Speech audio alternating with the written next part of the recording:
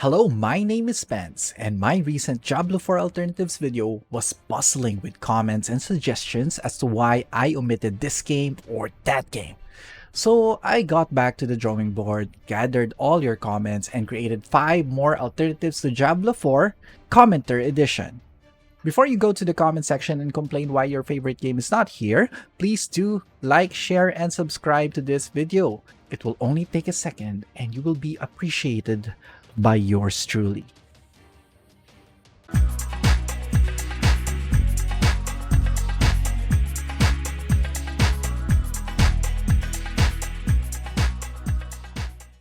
Wolfson Lords of Mayhem is a game mentioned by Kamoti.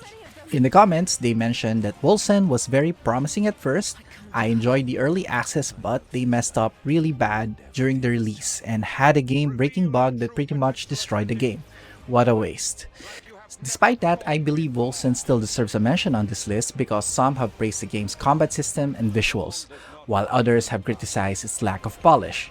Last March 2023, the game did receive its final content update, which is the game's final chapter and an endgame. Steam charts logged 333 average players in the last 30 days at the time of this video. Coming in at number 4 is Torchlight Infinite. In my last video, I did mention that I will not talk about Torchlight Infinite, but Wingery defended it and pointed out that Torchlight Infinite is absolutely a viable alternative. It plays well, has great endgame loop and progression, satisfying combat, great game to play seasonally. I'd even recommend it over PoE or Path of Exile for newer players or people who aren't ready to play 200 hours on every league start, as it's pretty much PoE light. Serif Sentinel added, Torchlight Infinite is perfectly fine to recommend as well. I invested over 70 hours as a free-to-play player and found absolutely nothing to complain about. The game has been praised for its graphics, gameplay, and variety of content. However, it has also been criticized for its monetization practices, but you can't argue anyone who just wants to have fun with a game that has a solid experience, and who can even argue with 2,727 average players in the last 30 days in Steam alone. Number 3 is The Incredible Adventures of Van Helsing Final Cut. As suggested by Follow the Faceless, Incredible Adventures of Van Helsing Final Cut is a compilation of the first 3 games in the series, released as a single package. It includes all of the content from the original games, as well as a number of new features, including a new endgame mode, a new playable class, a number of quality of life improvements. However, the game is not without its flaws. The graphics are dated and performance can be inconsistent. The game can also be repetitive at times, with the same enemies and environments appearing throughout the game. The game has an average of 23.1 players, but if you can gather your friends to play, I'm sure you'll still have a blast. Our runner-up is Last Epoch, as suggested by Kareem Ally. Dude, where is Last Epoch? They also added, I think Last Epoch is perfect for people who want a deeper ARPG, but not so complex like Path of Exile. Crafting system is deep enough yet fun.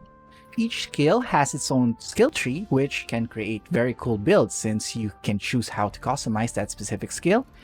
Endgame activities are fun. It's still beta, but the devs are very friendly and doing a great job. My favorite part in this game is the sense of progression. You really enjoy building your character and you feel it getting stronger each level. So that's a strong endorsement for an early access game. There is one caveat, however. The game is getting a lot of not recommended reviews recently because of the developer's choice to open a cash shop before the game is released. This is always a controversial thing to do, but maybe resources are running low and they just really need more money. Last Epoch enjoys an average of 2,401 average players in the last 30 days at the time of this video's creation. For our honorable mentions, I'll just do a quick fire of close enough Diablo 4 alternatives and a short description why I think it's a good alternative. Let's start! Borderlands series looting system, Remnant from the Ashes customization and strong combat mechanics, Outward cooperative gameplay and challenging combat. And the number one game in our list is Sacred. Sacred is in the similar vein as Titan Quest, which is part of the first video, spoiler, in which it was a competitor to Diablo 2 in the mid-2000s. The Sacred series had 3 titles under its belt, but 2004's original Sacred gets the most recommendations, even for fans of the series. Kamote pointed out that Sacred was one of the classics, while Follow the Faceless said that the first one was amazing. I personally played Sacred back then and had a great time, and along with others who tried out the other games in the series, I also felt incredibly disappointed as it would have been a good competitor to Diablo. Maybe its downfall was the reason why I forgot to place this on the original list, but regardless, the original Sacred is truly a great experience. Sacred is also the cheapest game on this list. A bit of warning though, the game requires some tinkering to be able to play multiplayer online. It may also have incompatibility issues since it is an aging game. So there you have it, 5 more games that you can play that is similar to the still quite expensive Diablo 4. If you think Diablo 4 is cheap, then you are probably not watching this video. What about you who has reached the end? What other Diablo 4 alternatives did I miss or did we miss as a group? Put them in the comments below. I read all comments and I reply to almost all of them. Special thanks once again to all those who commented in the last video, and to those whose comments have not made it here. It's possible that I made this video before you commented. Please complain in the comments below. With that said, I'll see you all in the next video and have a great day ahead.